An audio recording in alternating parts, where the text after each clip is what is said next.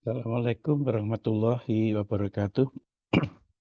Waalaikumsalam warahmatullahi wabarakatuh. Waalaikumsalam warahmatullahi. Kita mulai ya kuliah siang ini. Nggak akan lama karena rekaman dari kuliah sebelumnya pun sudah ada dan sudah saya masukkan ke dalam sesi ini. Coba kita lihat ya.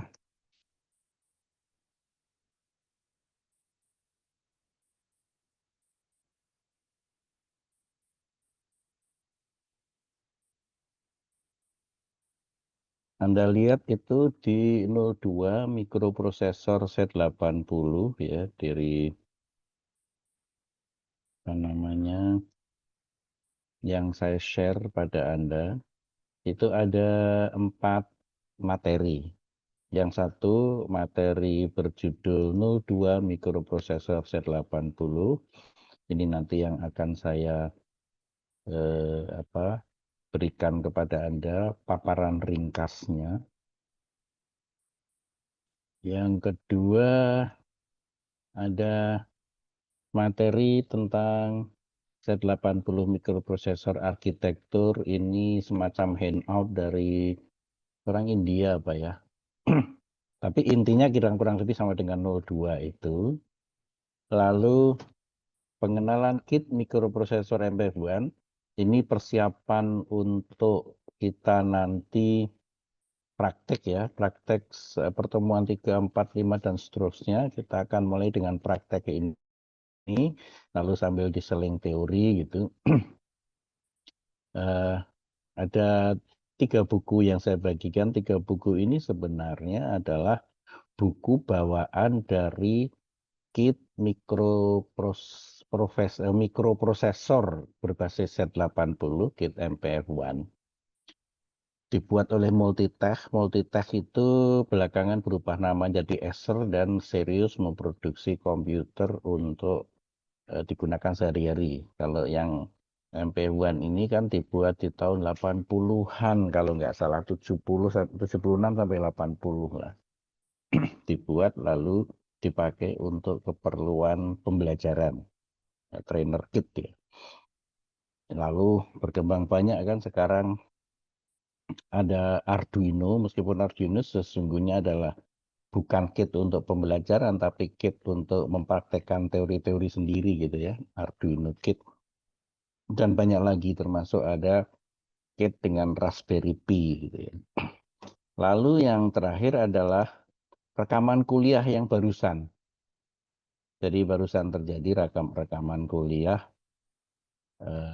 yang jam 7 tadi. Nanti kalau ini jadi juga saya masukkan supaya ada pembanding karena mengapa tadi pagi saya minta kalau bisa bareng gitu karena isinya sama kira-kira. Dan kalau disuruh mengulang nggak mungkin ada 2 kelas yang materinya sama diceritakan atau dipresentasikan pada waktu yang berbeda tuh bisa sama persis kecuali rekamannya. Maka ada rekaman kira-kira 1 jam. Kalau Anda ini nanti harusnya nggak sampai 1 jam. Baik, saya akan berikan saja penjelasan mengenai materi tentang mikroprosesor Z80 ya.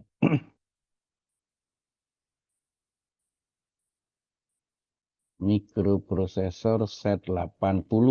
Ya, ini kenapa harus ada penjelasan tentang mikroprosesor Z80? Karena nanti kita akan praktek mengenal lebih jauh tentang mikroprosesor itu dengan menggunakan kit trainer kit yang berbasis pada Z80. Jadi nanti kita memprogram dalam bahasa mesin ya, bahasa mesinnya Z80. Karena itu pasti berbeda dengan bahasa mesinnya mikroprosesor yang ada di Arduino. Kalau Arduino kan pakai Atmel sekian gitu ya. Perbedaannya yang lain adalah Anda kalau memprogram Z80 itu menggunakan bahasa mesin. Bahasa mesinnya itu dikodekan dalam heksadesimal. Kan bahasa mesin aslinya 001 gitu, biner gitu ya. Nah, ini dikodekan dalam heksadesimal. Itu sebabnya pada pretest kemarin saya berikan kepada Anda konversi bilangan gitu ya, konversi bilangan, lalu ada decoder itu untuk dasar-dasar perangkat kerasnya. Oke, mikroprosesor Z80 itu yang pertama kali keluar tahun 76, minggu ke-23. Seperti itu, putih gitu ya, karena IC biasanya kan hitam. Itu putih bentuknya, warnanya. Lalu eh, ada seperti warna keemasan gitu. Memang kalau dilihat ya, barangkali Anda lihat di YouTube, sebenarnya karena emas itu adalah konduktor yang paling baik, cuma harganya juga paling mahal, maka pada beberapa tempat di dalam IC ini dulu dipakai emas, cuma kadarnya nggak 24 karat tentu saja. Maka kalau di YouTube itu ada orang India kan, ada sekarung besar eh, integrated circuit, lalu dilebur, dimusnahkan, dibakar gitu, diambil emasnya. Tapi menurut saya sih itu nggak worth it lah. Nggak worth it itu maksudnya ngerah cucuk kalau orang Jawa bilang, karena dapatnya itu pasti sedikit sekali dibanding dengan ongkos untuk meleburnya. Nah, ini dibuat tahun 76 dan sekitar itulah. Sampai sekarang masih diproduksi, cuma bentuknya tidak prosesor Z80 saja, tapi sudah suatu sistem yang embedded system gitu ya. Ada Z80 CPU-nya, terus ada komponen lain yang ditambahkan. Sehingga banyak digunakan pada sistem tertanam atau embedded system yang mungkin nanti akan Anda pelajari pada semester-semester berikutnya. Nah, Z80 sendiri pernah dipakai pada sebagai CPU dari komputer-komputer misalnya Osborne 1, Kypro 2, Radio Shack TRS-80, dan MSX. Tapi memang masa itu, apa namanya, masa itu eh, nggak sepopuler komputer personal yang kemudian muncul tahun 86 lah, itu IBM muncul gitu. Itu lebih, tapi tahun sebelumnya bahkan di Jogja itu saya ingat betul ada tempat kursus yang mengajarkan semacam Excel gitu ya, entah namanya apa lupa, tapi menggunakan komputer Osborne. Kalau saya pakai pertama kali komputer itu Apple IIe, Apple 2E dari eh, ya yang sekarang bikin Macintosh itu. Baik, saya lanjutkan.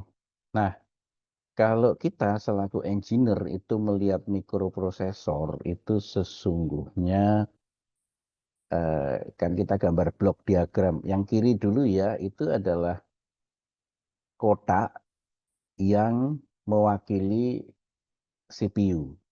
CPU kan tadi bentuknya seperti di bawahnya ini yang hitam, eh, yang ini produksi entah tahun berapa, ini kodenya aneh, 1240, enggak tahun ke-12 atau tahun 2012, saya nggak tahu, pada minggu ke-40. Nah, biasanya kan kalau prosesor gini, chip begini atau integrated circuit begini, pinnya diberi nomor 1 sampai 40, karena ini 40 pin. Ini juga ada penomoran, tapi nggak urut. Karena yang penting bagi gambar ini adalah pengelompokan masing-masing pin. Kalau dikelompokkan gitu, sesungguhnya ada tiga bus ya.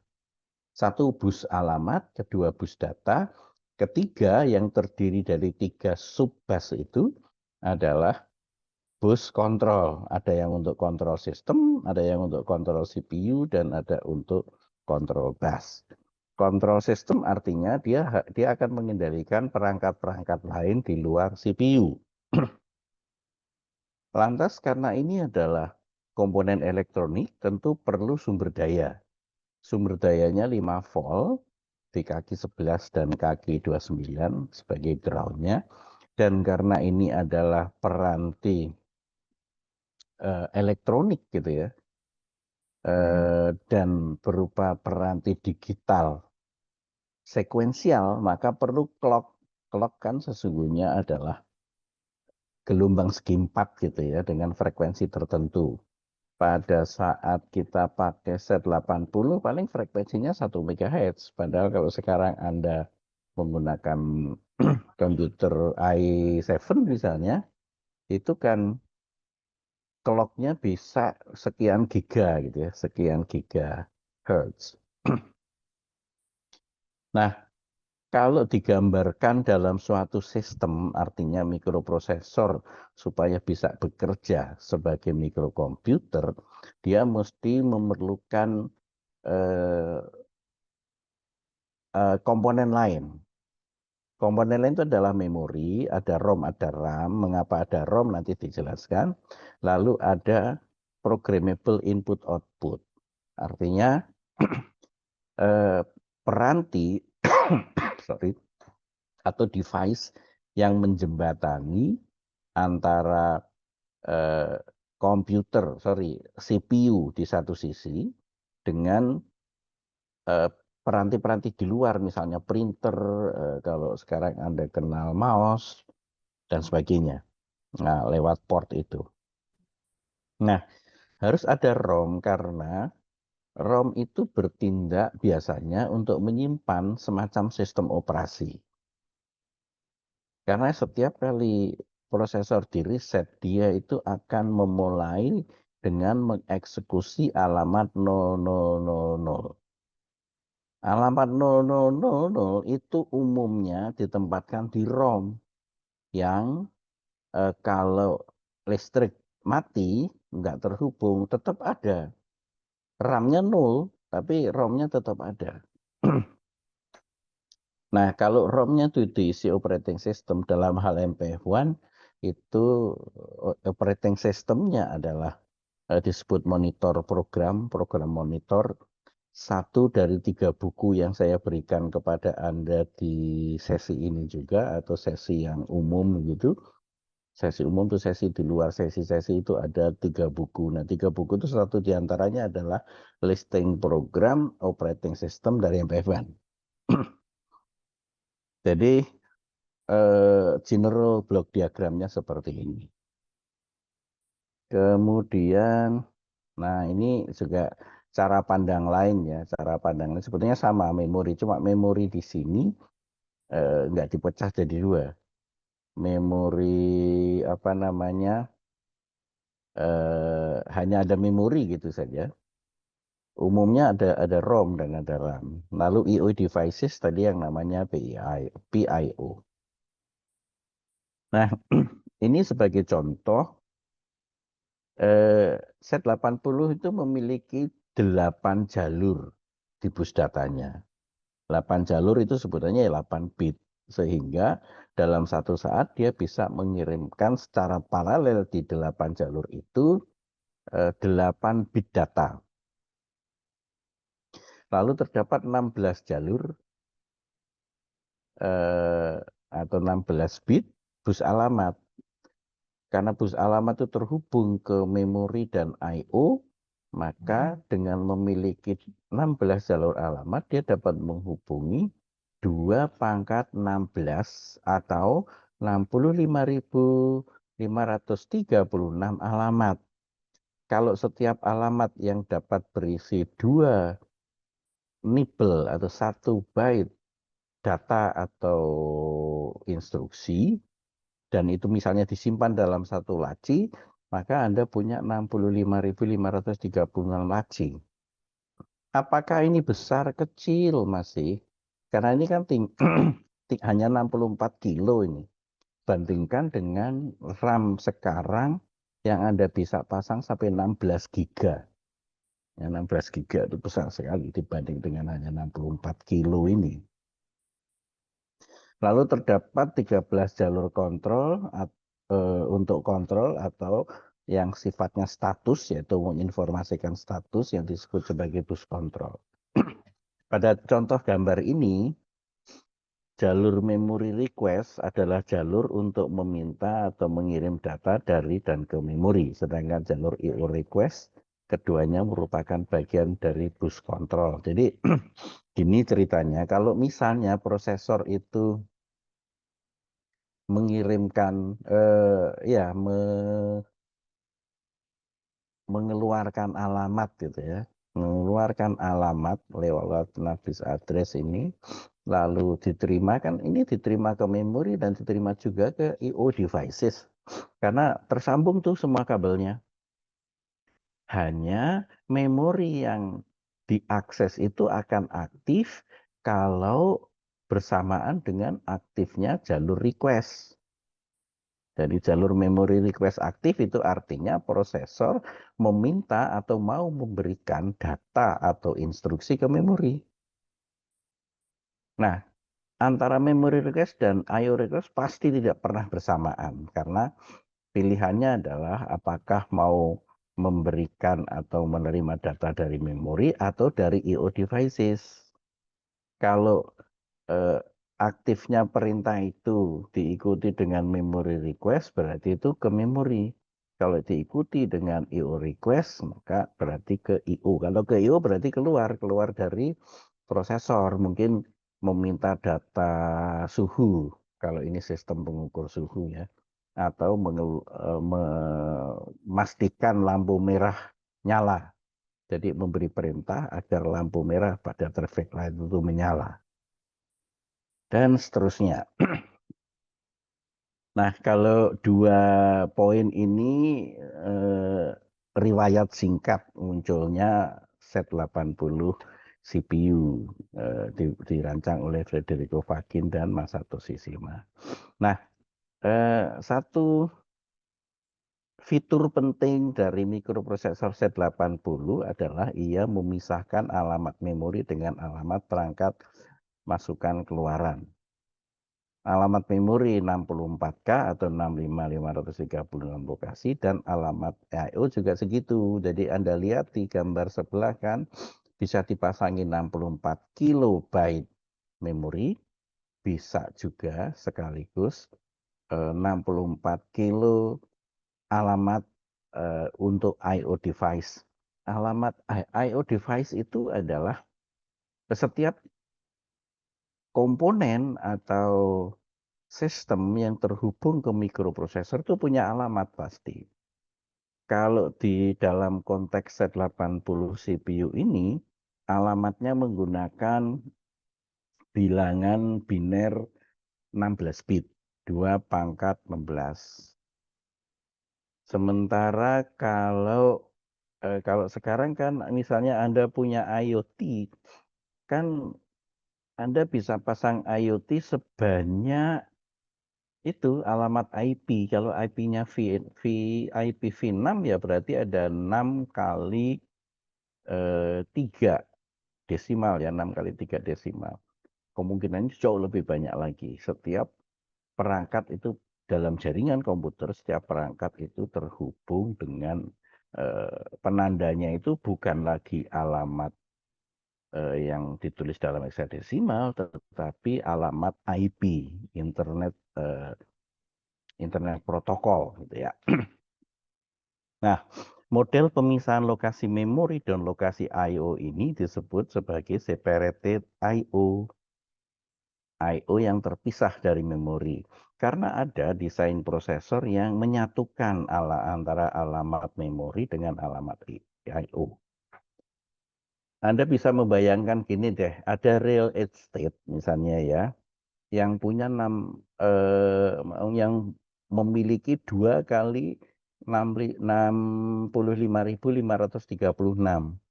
Satu blok khusus rumah ada 65.536 rumah dan satu blok khusus toko 65.536 toko.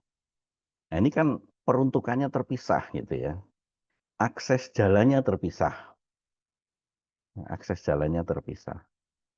Sementara ada satu mikroprosesor yang hanya ada 65.536 bangunan. Terserah mau difungsikan sebagai toko ataupun sebagai rumah, tergantung dari maunya maunya si siapa yang mendesain.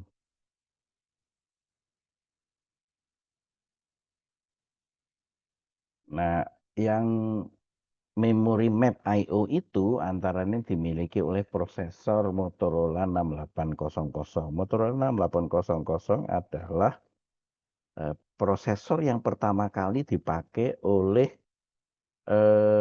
Apple IIe, Apple 1 dan Apple IIe yang dibuat Steve Jobs itu. Pertama kali dia pakai prosesor Motorola dengan gaya memory map seperti itu.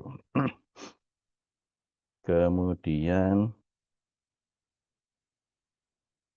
nah, sebagai seorang pemrogram, nanti kan Anda memprogram mikroprosesor ya dengan trainer kit MPF1. Kita perlu tahu serba sedikit mengenai internal organization dari Z80 atau kita sebut arsitektur Z80 lah.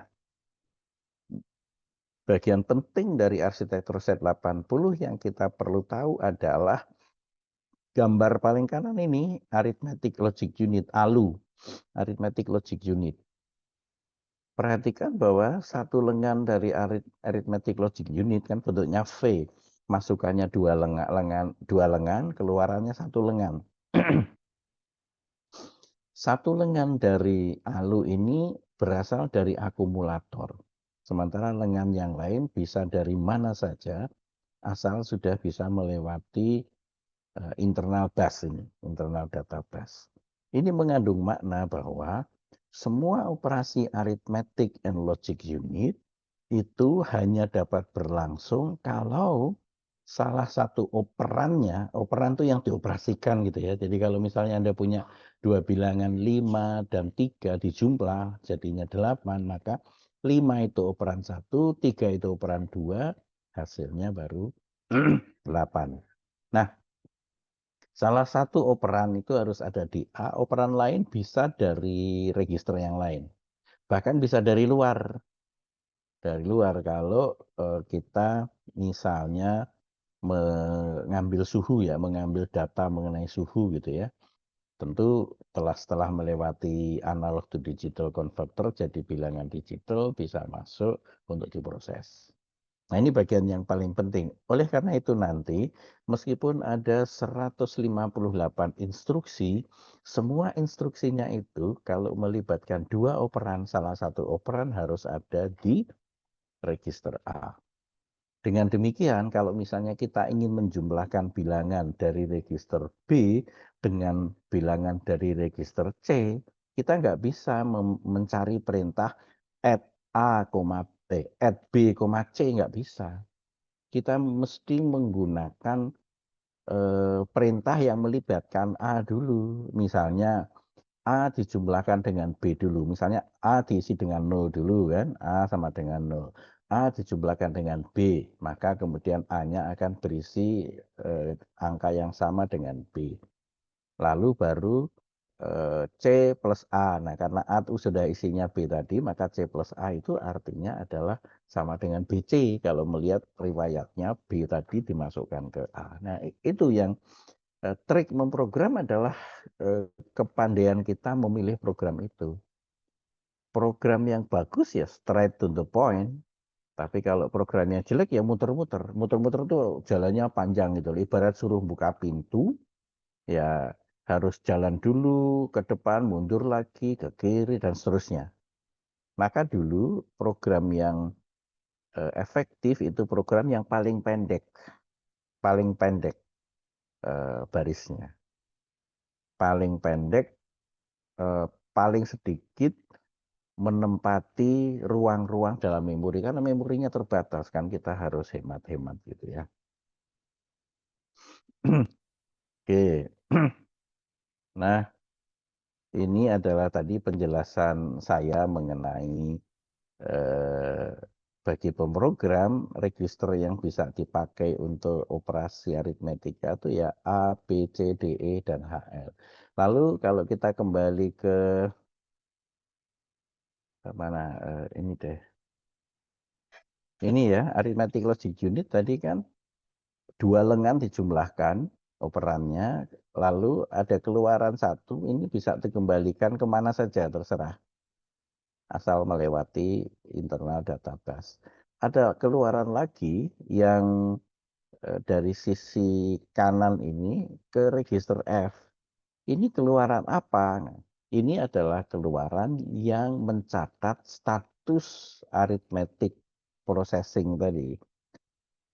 Status dari operasi aritmetika. Kan operasi aritmetika bisa menyebabkan hasilnya nol.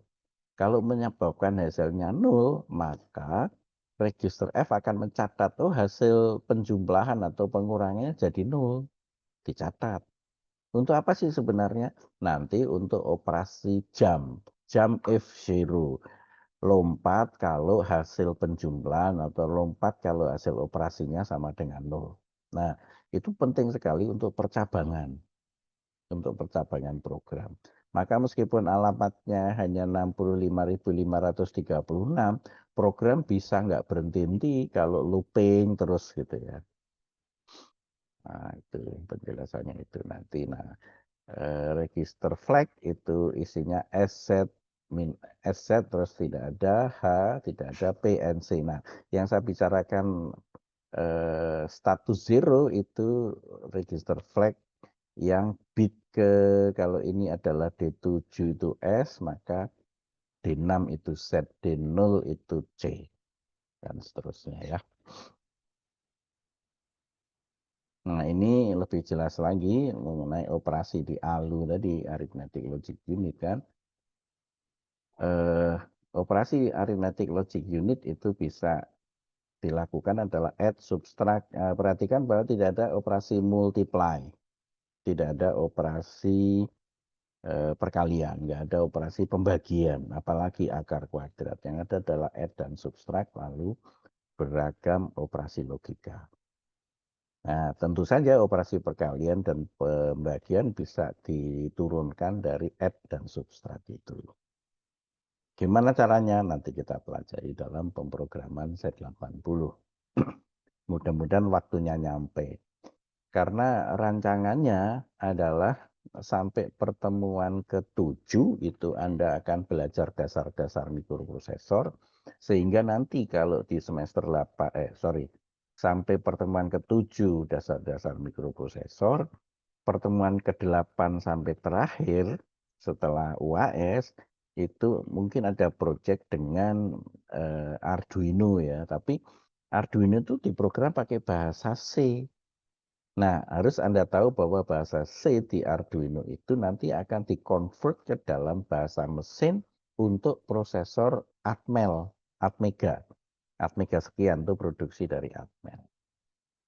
Nah, memberi dasar itu yang penting sehingga kalau Anda ketemu mikroprosesor baru yang sama sekali belum ada trainer kitnya, belum ada kitnya, Anda bisa malah justru mendesain kit untuk prosesor tersebut. Oke.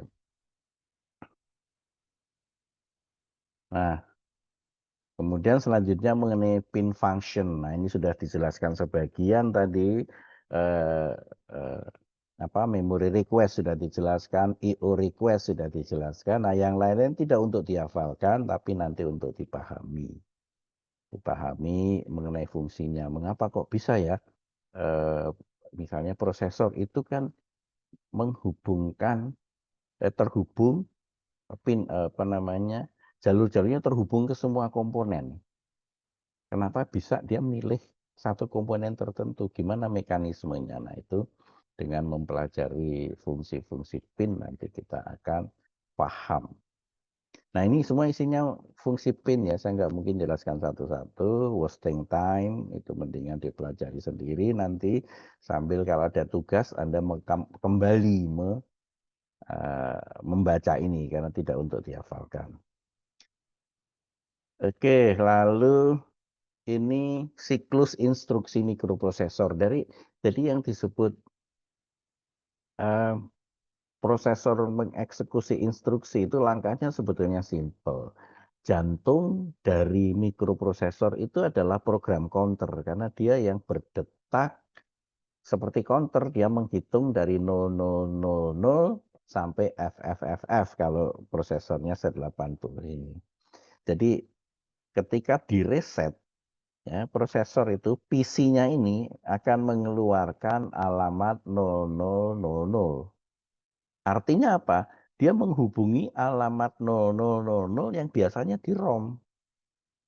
Nah, dibaca instruksinya. Apa instruksinya? Setelah itu 0001. Setelah itu 0002 dan seterusnya. Dia baca instruksi-instruksi itu dieksekusi. Sampai kalau dibilang kembali ke alamat 0003, nah dia baru kembali. Jadi tergantung perintahnya. Nah ini mode langkah pertama itu namanya langkah fetching instruksi. Mengambil instruksi. Yang namanya mengambil instruksi itu ya mengirimkan luaran dari PC, program counter, melalui address bus menuju ke ROM.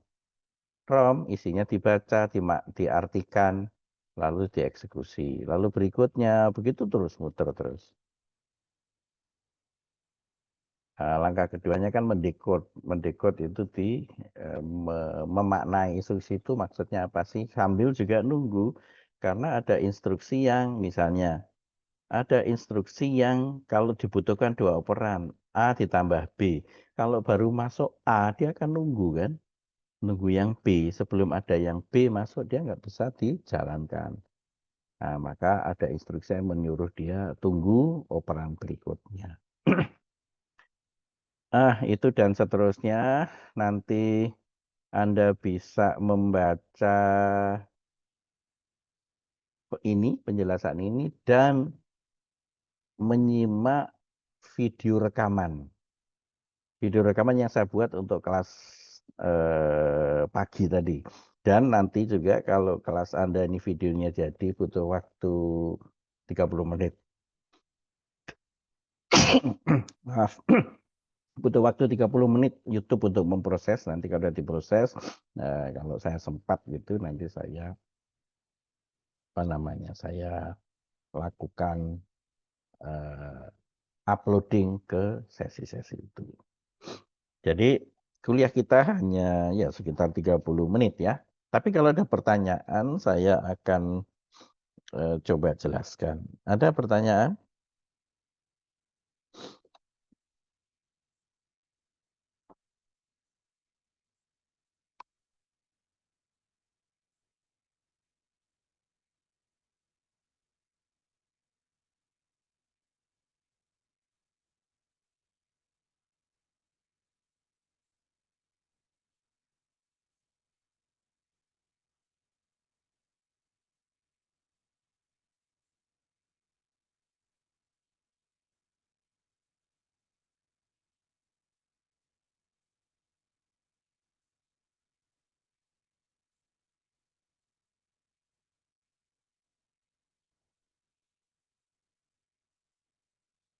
Ada pertanyaan?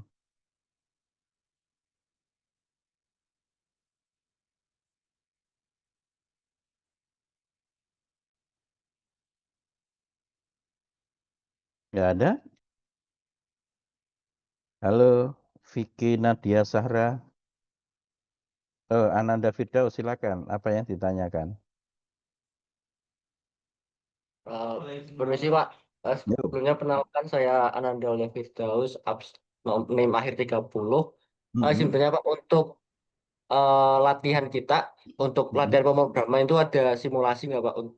Software simulasi untuk Z80 itu Pak. Baik, software simulasi ada dari Ozone Soft, tapi saya mencari yang cracknya itu nggak ketemu.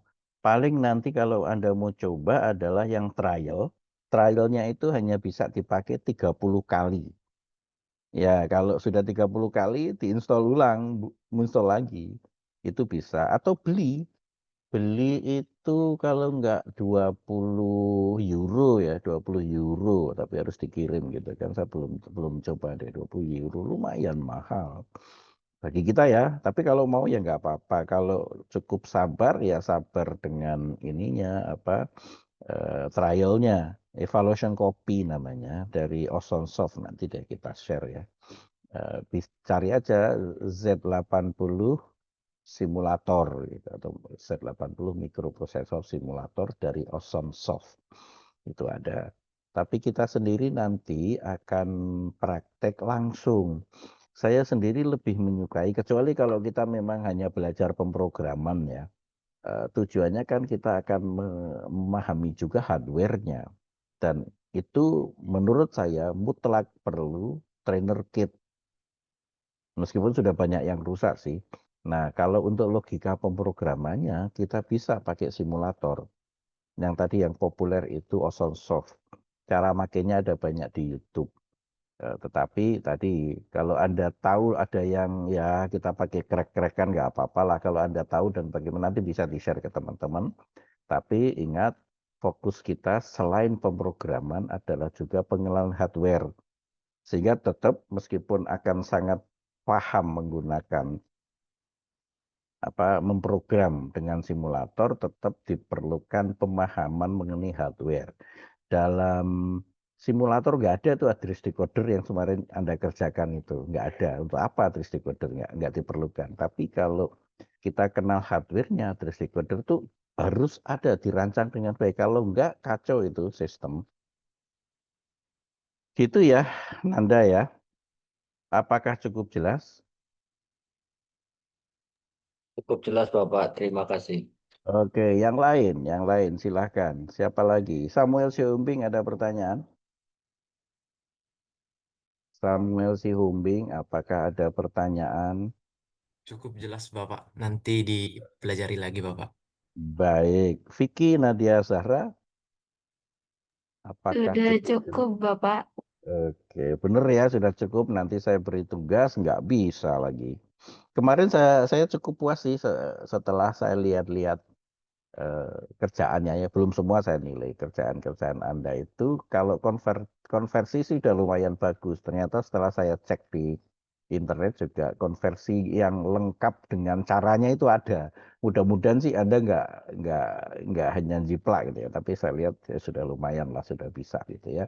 Tapi yang decoder yang banyak yang salah, simbol-simbol rangkaian logika karena ya saya maklum karena gerbang logika dan sebagainya kan baru dikenal sekarang juga kan, artinya pada semester ini juga. Jadi saya maklum kalau belum tahu. Jadi nanti sedapat mungkin seharusnya idealnya itu mata kuliah mikroprosesor itu setelah mendapat mata kuliah digital, tidak simultan. Oke, saya sambil presensi, ini ada 27, berarti 26, tadi 28, berarti ada yang terpental satu. Saya akan lihat, ya udah seperti saya sudah kadung janji kalau online itu artinya dianggap masuk semua, ya akan saya anggap masuk. Sebentar saya isi dulu. Saya anggap masuk semua, ada 28 orang, harusnya tercantum 29, berarti ini ada 2 orang yang tidak masuk. Nggak apa-apa, saya anggap masuk saja. Jadi saya sudah akhiri ya, minta tolong salah satu dari Anda memvalidasi. Ada pertanyaan lagi? Oke, kalau tidak ada pertanyaan, maka nanti kalau rekamannya jadi, ya akan segera saya masukkan di sesi ini. Terima kasih atas perhatiannya. Jangan lupa memvalidasi mulang. Assalamualaikum warahmatullahi wabarakatuh. Waalaikumsalam. Waalaikumsalam Terima kasih, warahmatullahi wabarakatuh. Bapak. Sama-sama. Ya.